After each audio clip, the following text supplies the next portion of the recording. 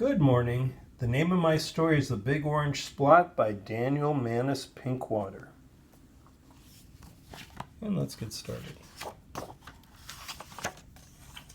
Mr. Plumbeam lived on a street where all the houses were the same. He liked it that way. So did everyone else on Mr. Plumbeam's street. "This is a neat street," they would say. Then one day, a seagull flew over Mr. Plumbeam's house. He was carrying a can of bright orange paint. No one knows why. He dropped the can, no one knows why, right over Mr. Plumbeam's house. It made a big orange splot on Mr. Plumbeam's house. "Ooh, too bad," everyone said. "Mr. Plumbeam will have to paint his house again." "I suppose I will," said Mr. Plumbeam, but he didn't paint his house right away. He looked at the bright orange splot for a long time. Then he went about his business. The neighbors got tired of seeing the big orange splot.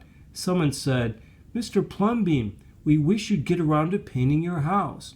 "Okay," said Mr. Plumbeam.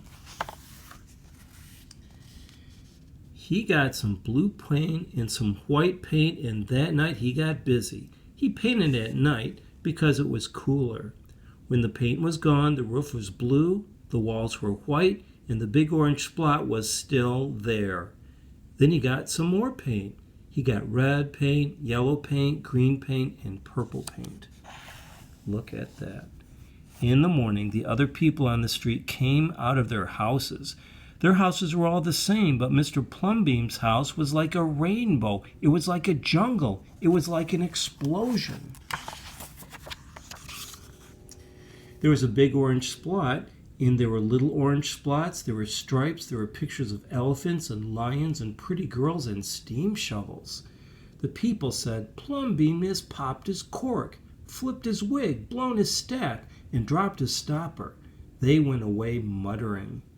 That day Mr. Plumbeam brought carpenter's tools, and that night he built a tower on top of his roof and painted a clock on the tower.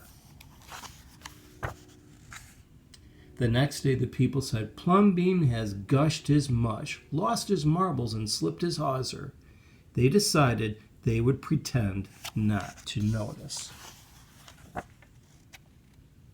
That very night, Mr. Plumbeam got a truck full of green things. He planted palm trees, baobabs, thorn bushes, onions, and frangipani. In the morning, he brought a hammock and an alligator. When the other people came out of their houses, they saw Mr. Plumbeam swinging in a hammock between two palm trees. They saw an alligator lying in the grass.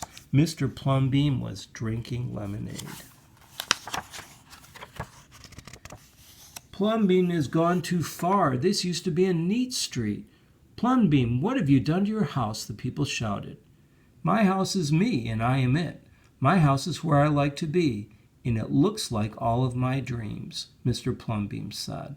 The people went away. They asked the man who lived next door to Mr. Plumbeam to go and have a talk with him. "Tell him that we all like it here," before he changed his house. "Tell him that his house has to be the same as ours so we can have a neat street." The man went to see Mr. Plumbeam that evening. They sat under the palm tree drinking lemonade and talked all night long. Early the next morning, the man went out to get lumber and rope and nails and paint. When the people came out of their houses, they saw a red and yellow ship next door to the house of Mr. Plumbeam. "What have you done to your house?" they shouted at the man. "My house is me, and I am it. My house is where I like to be, and it looks like all of my dreams," said the man, who always loved ships. "He's just like Plumbeam," the people said. "He's got bees in his bonnet, bats in his belfry, and knots in his noodle." Then one by one they went to see Mr. Plumbeam late at night. They would sit under the palm tree, drink lemonade, and talk about their dreams. And whenever anybody visited Mr. Plumbeam's house the very next day, that person would set about changing his own house to fit his dreams.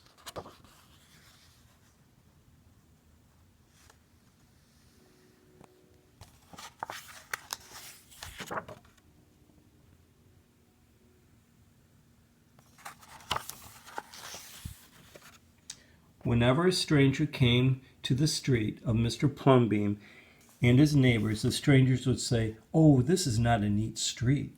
Then all the people would say, "Our street is us and we are it.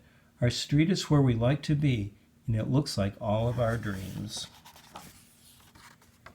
And that's the end. I'm wondering if maybe you could draw a picture of your house, but can you change the way your house looks and make it to match your dreams too? Give it a try. Have a good day.